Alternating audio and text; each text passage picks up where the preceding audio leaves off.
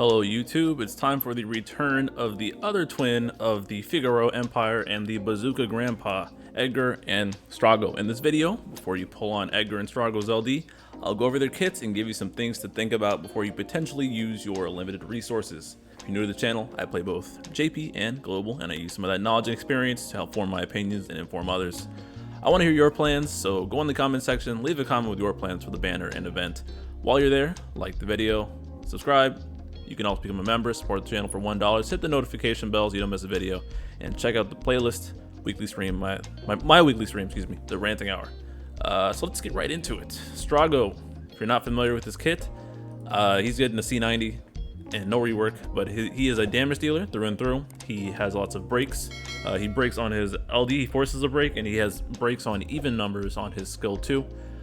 He is an AoE damage dealer largely, and he has dual cast, meaning that provided you maintain his buffs correctly, which is pretty simple, he does every ability twice every time you press it. So I mean, functionally it's just more HP attacks, but it's cool. With the C90 he gets massive stat ups, and I'm mentioning these because they're relevant because he has a lot of split attacks, but he has a lot of overflows and a lot of HP damage up, such that all of his split damage skills functionally become 100% AoE. So it's some serious Lawn and Rain World of Final Fantasy Twins power creep. But his EX is 4 HP attacks, and because he dual casts, he does that twice. So it's 8 HP attacks in total on his EX, and he gets a free skill after using EX, which you probably want to maintain your C65 on, provided you pair him with people like Selfie or Liud to charge his EX, or even if you just play him normally.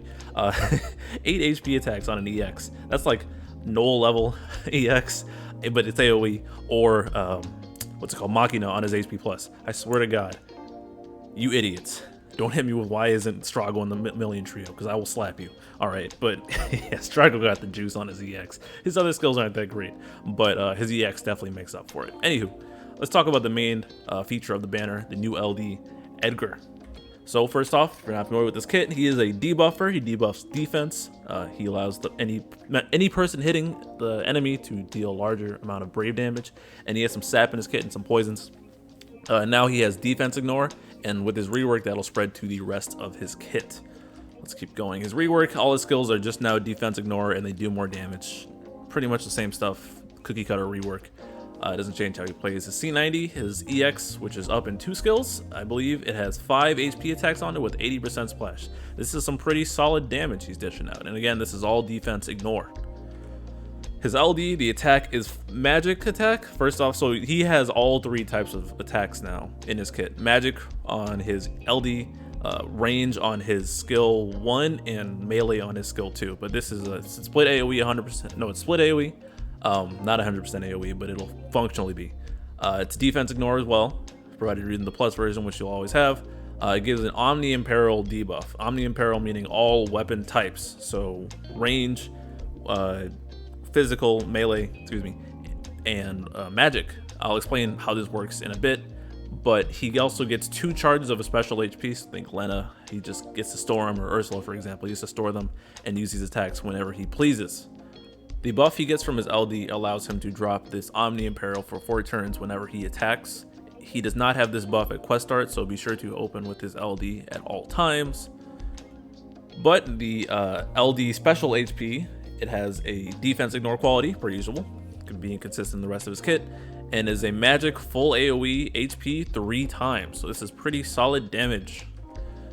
As for the debuff, he guarantees that you can attack weakness on any weapon type. So Edgar will allow anyone to be hitting weakness, provided they're doing brave attacks, which is how you need to do brave weakness in the first place. Anyways, it's only activated though after Edgar does a hit. So he's going to start off by applying it. It's just going to work like Hope, where it's magic imperil, because he's doing a magic attack when he does it. And only when Edgar attacks the target with a melee or a range HP attack will he activate the respective melee and range weakness. So he'll need to do crossbow or drill depending on who you want to hit weakness, but over time, ideally, depending on your team, you'll be having this Imperial active for the entire battle. So Edgar can really help enable anybody, and then he has his other debuff that enables brave damage based on how many debuffs are active. So yeah, pretty cool stuff. As for his calls, he does not get the Imperial on his calls. He does not apply it. Unfortunately, the LD doesn't apply it, and then he doesn't have LD buff starts, so his stuff won't apply to in the first place. Pretty sad, so you can't use him as a call to hit weakness generally. Yeah, so for my analysis, his strengths are that he enables everyone's brave damage. Because he has that Omnia Apparel, anyone will be able to hit any weakness the entire battle. He has ignore defense in his kit, so you don't need to worry about him too much because he's going to be hitting decently hard. And he has decent damage on his own. The LD and the special HP attack have decent damage outputs. His skills aren't great, but his EX is very good damage, being 5 HP attacks, and it'll scale nicely, provided you invest in them all the way. As for weaknesses though, buffing brave damage has diminishing returns, because as long as you're capping your HP damage, then there's really no point to improving your brave damage to a degree. And this is what Edgar's specializing in. And if you want him to do good damage, you're going to have to invest hard in him. You could lean on him for hitting weakness damage, but especially it's not hard to do that in the face of a lot of C90s. And on top of that, we unfortunately live in a post-Garnet BT mistake world where you could quite literally just bring Garnet and her loaded BT aura, hit weakness damage from her imperils, and that's all you really need. And she's raising the HP cap at the same time, and honestly, out damaging Edgar for the most part. It's kind of sad. And he has a spear ultimate weapon, and I have to bring that up as a criticism because spear is not the most popular weapon type unless you're Goose. But that's not a really competitive weapon type compared to some of the heavy hitters we're getting who use sword and staff and greatsword and unique. It really is kind of dumb how the game shafts people like that. But if you're gonna want to invest in Edgar hard and watch him do big damage, you got to give him that investment, which might not be appealing. As for his teams, he works with anyone by design because he's helping everyone hit higher brave damage. If you want to buff Edgar's damage, you do normal damage buffing things. Buff the attack, buff the brave damage, HP damage caps, etc. I don't need to explain that. At least I hope I don't, or else this is not the channel to explain that. Oh, and let me go back. And I don't have any orbs he's necessarily good for. I mean, I could stretch and say he's going to hit the Gilgamesh orb with the special HP attack, but he's not loaded with charges on that. So I wouldn't quite say that helps either. And then sap orbs are a million in between, so I don't know if there's really any fight where Edgar would be justified in the first place. I think he's got a weird niche.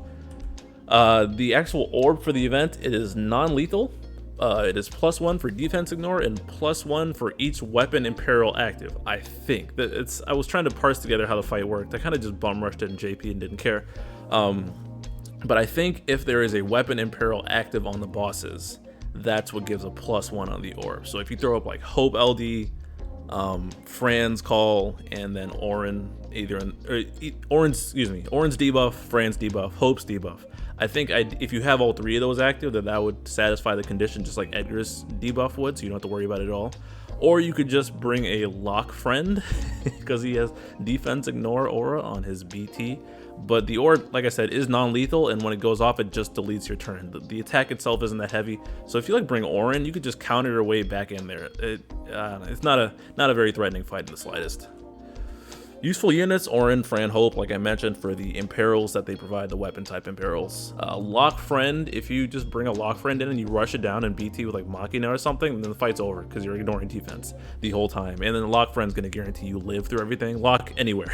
This BT effect wins the fight. That's pretty much it. But for defense ignore is Zac, Shadow, Reigns, Jagron, Vivi on his LD follow-up, Beatrix's off-turn, or follow-ups I should say, and then off-turn accounts too.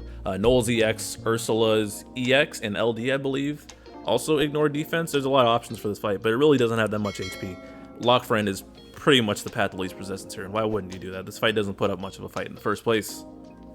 What are my plans? Skip, not the banner for me. I have Strago already, and Edgar, I really don't think his niche is good.